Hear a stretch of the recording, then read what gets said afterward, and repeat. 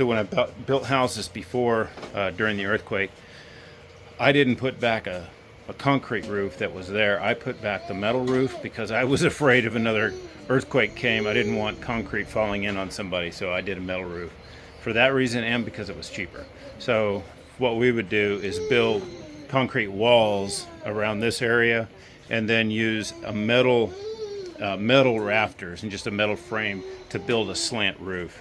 And it'll be super easy actually with the way that he's got his foundation poured in as a split level, so we could easily do this. When did you pour this concrete?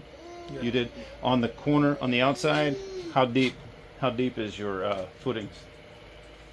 Only that deep? 10 millimeters. On the edge? On the edge too, or no?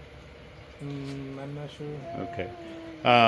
So if his slab is not deep enough, then all we need to do is actually pour some piers every like 10 feet, because you'll have a vertical concrete pier, and then you'll have a block series that goes between it, and it runs about 8 to 10 feet.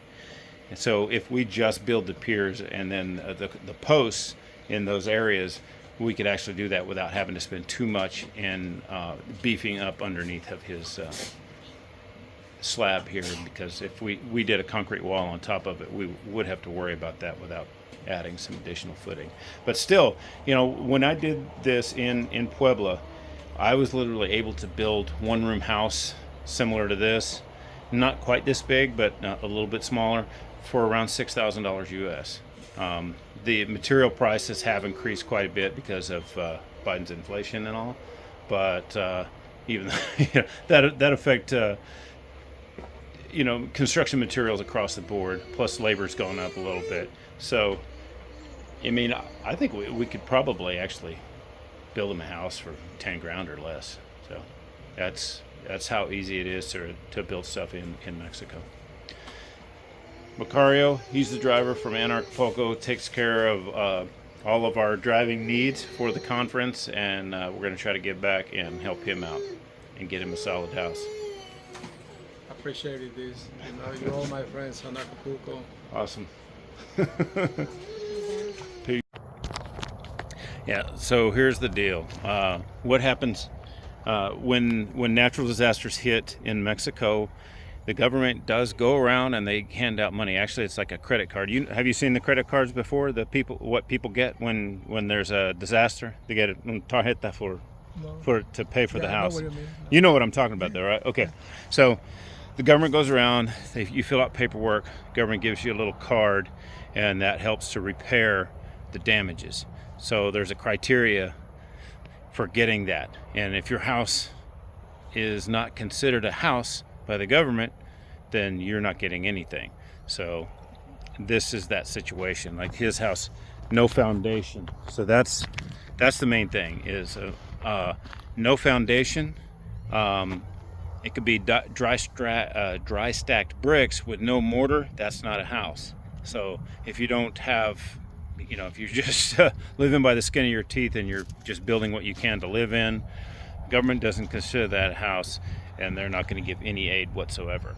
So I'm here to look at this because we're looking at putting some funds together to help Macario build a house. Maybe if we can get a foundation and some blocks up, then that can be considered a house, and he could actually just build the small house at least, and then build on to that from there, and at least it would be considered a house. So if something ever else happened, and he would be considered for funding anyway. Yeah. So here's the bathroom, and this is common. This is pretty much how it's done here. There's your shower, bucket. You use the barrel. Use that. You just dip water out to make your toilet flush. And he's used coconut planks. These are coconut trees, right? Yeah. These, yeah. So the coconut planks to build the walls. You do have a foundation, so that's a start. So we have a foundation to start with. If we get some walls up that are concrete block with cement, this could actually be considered a house. And then in the future, if he has any problem, he will be able to get aid. So you have the living area over here. This is the kitchen. Tin roof. Well, you can see what we got going there. Yeah, it's got holes all in it. So what we would do, typically when I built houses before, okay, that looks like a dirt pile, but it was a house. So this was Macario's son's house right next door to his house. And you had a house before somewhere else, and then you moved out here because what happened? What happened with your other house? You were divorced. No, Oh, it was your mom's house? Where was that, over in Bonfil or? No, about 5 minutes away from here. Yeah. They call it La 10 de Abril. Yeah. I used to live in there with my mother. Okay.